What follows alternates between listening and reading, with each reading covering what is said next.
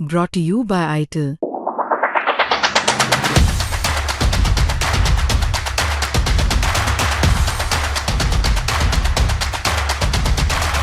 नमस्कार दोस्तों, क्राइम तक में आप सबका स्वागत है। मैं हूं सुप्रतिम बैनर्जी।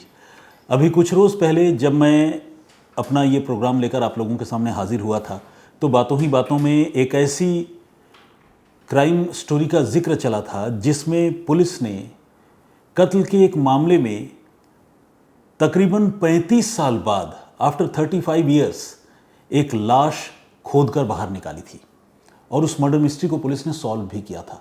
35 ईयर्स, आप समझ रहे हैं, बहुत सारे लोग तो 35 ईयर्स तक जिंदा भी नहीं रह पाते हैं, मतलब इतने खुशकिस्मत भी नहीं होते।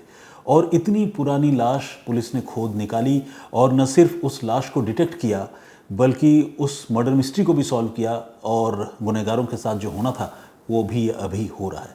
तो जब मैंने इस कहानी का जिक्र किया था तो आप में से बहुत सारे लोगों ने कहा था कि ये क्राइम स्टोरी जो है वो मुझे जल्द से जल्द आप लोगों को सुनानी चाहिए। तो आइए आज उसी की शुरुआत करते हैं और सिलसिलेवार तरीके से पूरा घटनाक्रम आप लोगों को बताते हैं। ये वाक़या है अहमदाबाद का। अहमदाबाद में एक जगह है कुतुब नगर और कुतुब नगर में एक और छोटी लोकेलिटी है जिसका नाम है वटवा।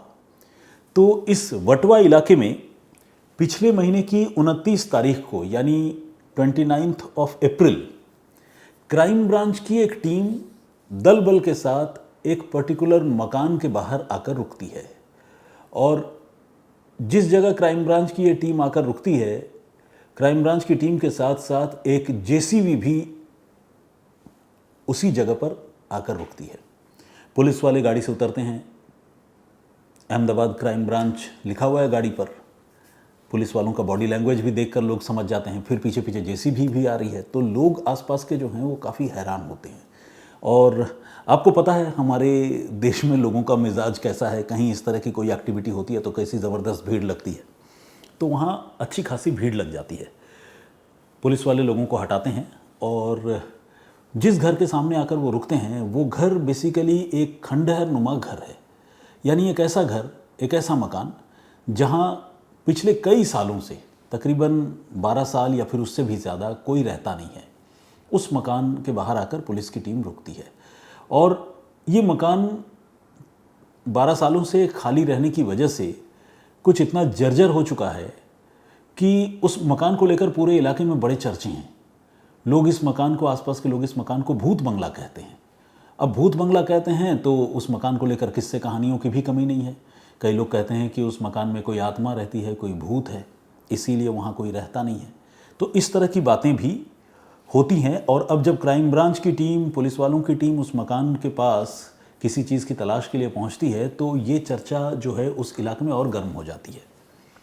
अब पुलिस वाले एक पर्टिकुलर जगह को आइडेंटिफाई करते हैं जो इस खंडहर नुमा मकान के साथ ही मौजूद है। ये जगह क्या है? बेसिकली एक ऐसा वेल है, एक ऐसा कुआं है जो किसी ज़माने में पानी की ज़रूरतों को पूरा करता होगा, लेकिन आज की तारीख में वो कुआं एक अंधे कुएं में तब्दील हो चुका है और उस कुएं का आधा से ज़्यादा हिस्सा मिट्टी से भरा हुआ है और ऊपर सीमेंट से उस कुएं को सील भी किया गया है, लेकिन है वो एक गहरा अंधा कुआं। अब उस जगह को जब पुलिस वाले मार्क कर लेते हैं, उसे चिन्हित कर लेते हैं, तो फिर जेसीबी ऑपरेटर से कहा जाता है कि अब खुदाई तुम चालू करो। खुदाई शुरू होती है। अब कुआं अपने आप में एक ऐसी जगह होती है जो आप समझते ही हैं कि एक हॉलो लोकेशन या एरिया होता है, क्योंकि काफ़ी गड्ढा होता है, पानी नीचे ही होती है। तो इस कुएं की खुदाई जब होती है तो धीरे धीरे वो गड्ढा बढ़ता ही जाता है और जेसीबी अपने काम में लगी रहती है। तकरीबन 3 घंटे तक खुदाई चलती है और बहुत ही सावधानी से, बहुत ही सूझबूझ से जेसीबी ऑपरेटर अपने काम में लगता है, क्योंकि उसे ये बताया गया है क्राइम ब्रांच के ऑफिसर्स की ओर से कि ध्यान से खोदना। अंदर हम कोई डेड बॉडी एक्सपेक्ट कर रहे हैं कि वो नीचे दफन है, तो ऐसा ना हो कि वो डेड बॉडी ही तुम्हारे जेसीबी के वार से खुदाई की कोशिश में जो है बिल्कुल ख़राब हो जाए। उसका जो भी रिमेनिंग पार्ट्स इतने सालों के बाद जो भी है वो जितना हो सके हमें इंटैक्ट निकालना है। तो ये कोशिश जो है जेसीबी ऑपरेटर करता है और तकरीबन 12 फीट गहरा गड्ढा उस जगह पर खोदा जाता है। और खोदने के बाद पुलिस वालों के पास जो इन्फॉर्मेशन थी, जो जानकारी थी, वो बिल्कुल सही निकलती है। 35 साल बाद आखिर ज़मीन में दफन एक लाश में भला क्या बच सकता है। कहते हैं ना कि वक्त में वो ताकत होती है जो हर चीज़ को भूलने में भुलाने में भी मदद करती है, साथ ही वक्त जो है वो हर चीज़ को मटियामेट भी कर देती है। जिस तरह से डायनासोर इस दुनिया से मिट गए।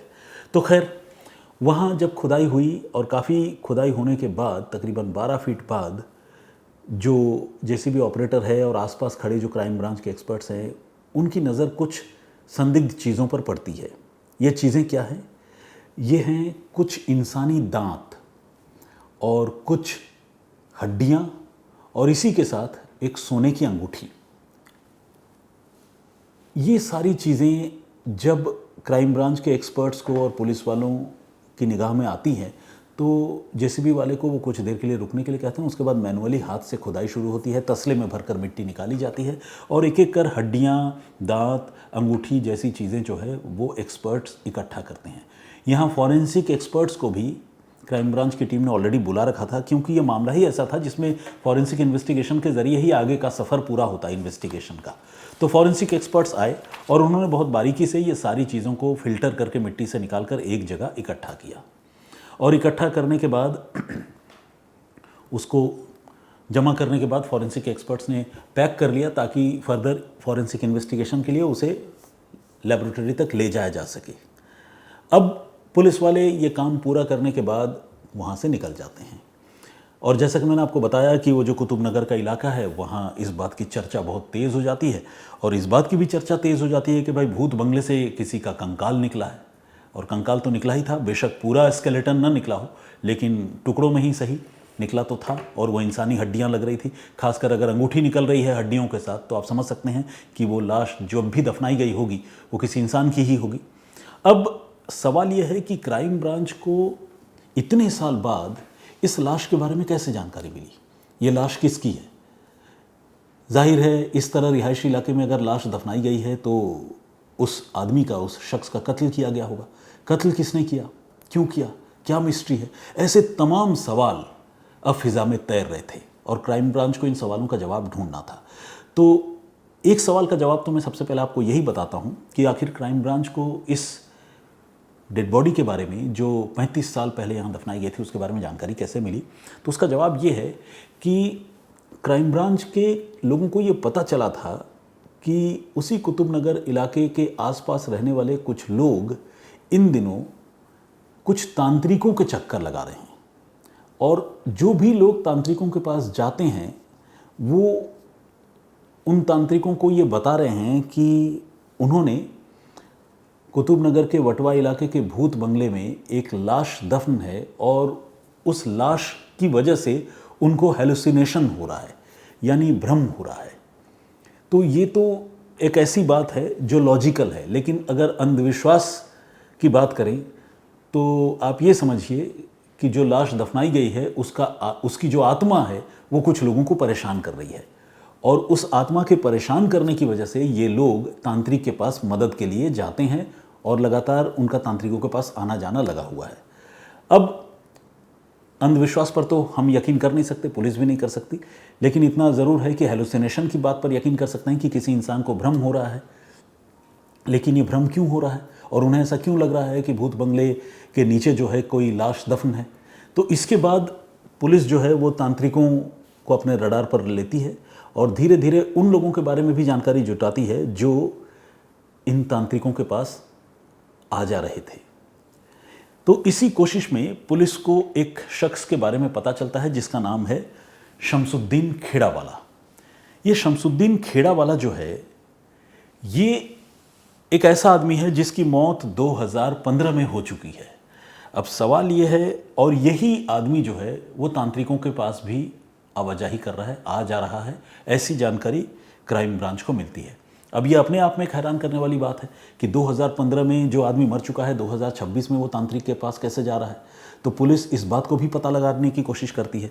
तो जब पता लगाती है तो पुलिस को ये जानकारी मिलती है कि शमसुद्दीन खेड़ावाला नाम का ये जो आदमी है ये किसी ज़माने में यानी तकरीबन 34-35 साल पहले इसी भूत बंगले का मालिक हुआ करता था। और तब ये मकान भूत बंगला नहीं था बल्कि एक नॉर्मल हाउस था जहाँ लोगों की रिहाइश थी, शमसुद्दीन खेड़ावाला की ही रिहाइश थी।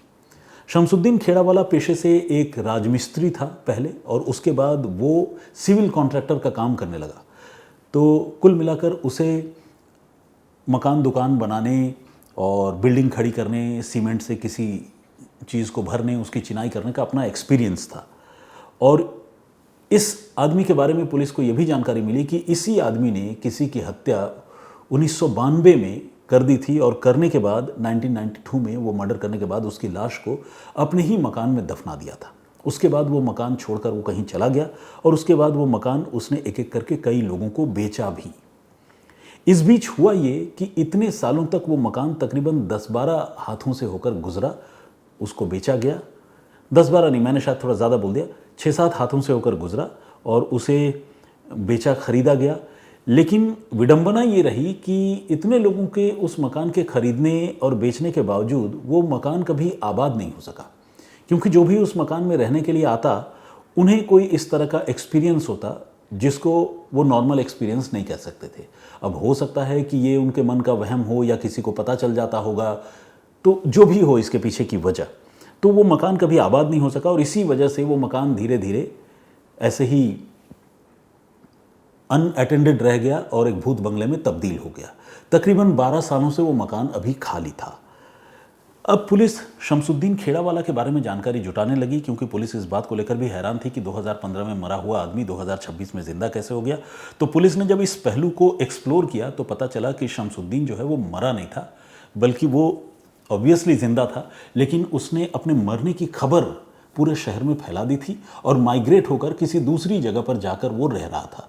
लेकिन दूसरी जगह पर रहते हुए भी वो शायद इस मकान का कोई निपटारा करना चाहता होगा, उसको प्रॉपर तरीके से बेचना या रेनोवेट करना चाहता होगा, जिसकी वजह से वो इन दिनों तांत्रिक के चक्कर लगा रहा था। और शायद उसके मन में कोई गिल्ट रही होगी, क्योंकि उसे तो पता था कि ये मकान उसी का है, उसी ने किसी का कत्ल किया था। तो हो सकता है कि उस गिल्ट की वजह से वो तांत्रिकों के पास आवाजाही उसकी चल रही थी। अब पुलिस ने जब शमसुद्दीन के बारे में जानकारी जुटाई तो पुलिस ने उसे लोकेट करना भी शुरू किया। एक तरफ पुलिस उसे ढूंढ रही थी, लोकेट कर रही थी, और दूसरी तरफ उसके बारे में लगातार जानकारी जुटा रही थी। जब जानकारी जुटाई तो पुलिस को यह पता चला कि शमसुद्दीन अपनी जवानी में काम करने के लिए मुंबई गया था, और मुंबई में काम करने के दौरान उसकी मुलाकात फरजाना उर्फ शबनम नाम की एक लड़की से हुई थी। ये फरजाना उर्फ शबनम जो है एक बेहद आज़ाद ख्याल की लड़की थी, लेकिन इसके साथ शमसुद्दीन का अफेयर हो गया। उस शमसुद्दीन का जो पहले से मैरिड था, बाल बच्चेदार था। अब वो फरजाना को भी अपने घर ले आया और उसके साथ भी उसने निकाह कर लिया। लेकिन कहानी में ट्विस्ट तब आया जब फरजाना अहमदाबाद आने के बाद शमसुद्दीन के प्रॉपर्टी में अपना हक जताने लगी और कहने लगी कि मैं तुम्हारी दूसरी बीवी हूँ, मुझे तुम्हारी प्रॉपर्टी का आधा हिस्सा चाहिए।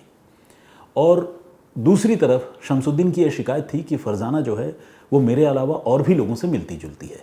तो ये दो वजहें थी जिससे फरजाना को लेकर शमसुद्दीन के मन में बड़ी नफरत थी। 1992 की एक रात जब फरजाना इसी खंडहर नुमा मकान में, जो कि उस समय शमसुद्दीन का ही था, सो रही थी, तब शमसुद्दीन ने प्लानिंग के तहत अपने भाई इकबाल, अपनी एक बहन और अपने एक दोस्त के साथ मिलकर उसने गला घोंटकर फरजाना की हत्या कर दी थी। और फरजाना की हत्या करने के बाद चूंकि कत्ल की बात छिपानी थी, तो उसने फरजाना की लाश को वहीं उनके घर में एक जो कुआं था उस कुएं में डालकर, ऊपर से मिट्टी डालकर उस कुएं को ऊपर से उसने चिनवा दिया था, सील बंद कर दिया था सीमेंट से, ताकि ये राज कभी बाहर ना आए। पानी की ज़रूरत किसी और सोर्स से पूरी होने लगी, नल वल भी था, रहा होगा, तो कुआं जो है उन लोगों ने बंद करा दिया। और ये सब कुछ रातों रात किया, किसी को कुछ पता भी नहीं चला। अब आप ये पूछेंगे कि 35 साल तक क्या फरजाना का कोई नाते रिश्तेदार, किसी ने उस अपनी बेटी को या इस लड़की को ढूंढने की कोशिश नहीं की? तो इसका जवाब ये है कि फरजाना चूंकि एक बहुत ही आज़ाद ख्याल लड़की थी, तो वो अपने घर वालों से कटी हुई रहती थी, बहुत ज़्यादा अपने घर वालों से मिक्स भी नहीं होती थी और घर वाले भी उसका हालचाल नहीं पूछते थे। इस तरह के कई मामले पहले भी देखे गए हैं जिसमें वो लड़कियां जो किसी वजह से, मान लीजिए, जिस्म फरोशी के दलदल में फंस गई हो और एक एकाकी जीवन जी रही हो, अकेलेपन वाला जीवन जी रही हो, तो वो परिवार से कट जाती हैं, समाज से कट जाती हैं। और ऐसी लड़कियों के साथ अगर कोई हादसा होता है ना, तो कोई पूछने वाला भी नहीं होता, किसी को पता भी नहीं चलता। क्योंकि कोई अपना, कोई सगा, कोई रिश्तेदार हो तब तो पता करे। फरजाना जिस्म फरोशी के काम में शामिल थी या नहीं ये तो नहीं बता सकता, मैं नहीं जानता हूँ और किसी के बारे में ऐसा कहना भी नहीं चाहिए बगैर जाने हुए, लेकिन इतना ज़रूर है कि फरजाना अपनी फैमिली से बहुत ज़्यादा कनेक्टेड नहीं थी। इसका नतीजा ये हुआ कि फरजाना का कत्ल हो गया और किसी को इसके बारे में कोई जानकारी ही नहीं मिली। इसके बाद शमसुद्दीन और इकबाल, इन दोनों को लगा कि आज नहीं तो कल ये भेद खुल सकता है, तो उन्होंने एक तो वो मकान बेचा और इसके बाद दोनों ने एक एक कर ये हवा फैला दी दुनिया में कि भाई, खासकर शमसुद्दीन ने कि उसकी मौत हो गई है 2015 में हार्ट फेल होने की वजह से। और इकबाल जो है उसने अपनी मौत की खबर तो नहीं फैलाई थी, लेकिन इकबाल वहाँ से डिकैम्प कर गया था, गायब हो गया था। और जब पुलिस को अब उसके बारे में ये जानकारी मिली तो पुलिस ने शमसुद्दीन को भी ढूंढा और इकबाल को भी ढूंढा और उसके बाद उन्हीं की निशानदेही पर, उन्हीं के बताने पर पुलिस 29 अप्रैल को पिछले महीने उस मकान में खुदाई के लिए गई और खुदाई के बाद आखिरकार फरजाना की लाश के टुकड़े पुलिस ने वहाँ से कामयाबी पूर्वक बरामद कर लिए। अब सबसे बड़ी चुनौती ये थी कि ये साबित कैसे होगा कि ये फरजाना की लाश है। फरजाना के परिवार में भी तो कोई नहीं है, अगर कोई होता तो फरजाना के बारे में पहले ही पता करता। लेकिन कहते हैं ना, जहाँ चाह वहाँ राह। पुलिस वाले इस मामले को इन्वेस्टिगेट तो कर ही रहे थे।